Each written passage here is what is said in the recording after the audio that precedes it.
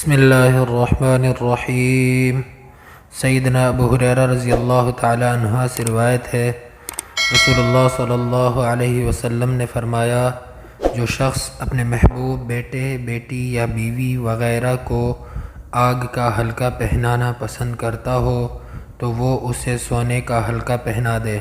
اور جسے پسند ہو کہ وہ اپنے محبوب کے گلے میں آگ کا توق ڈالے تو وہ اسے سونے کی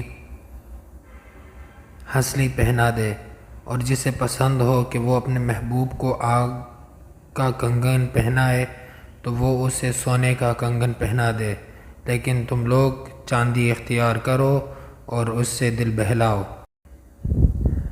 حضرت اسماء بنت یزید رضی اللہ تعالی عنہ نے بیان فرمایا کہ رسول اللہ صلی اللہ علیہ وسلم نے فرمایا، جس عورت نے اپنے گلے میں سونا پہنا،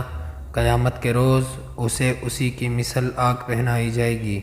اور جس عورت نے اپنے کان میں سونے کی بالی پہنی تو قیامت کے دن اسے اسی کے مثل آگ کی بالی پہنائی جائے گی۔ رسول اللہ صلی اللہ علیہ وسلم نے فرمایا، اے عورتوں، کیا تمہیں زیور بنانے کے لیے چاندی کافی نہیں؟ خبردار، جس عورت نے سونے کا زیور پہنا اور اسے ظاہر کیا تو اسے اسی سے عذاب دیا جائے گا۔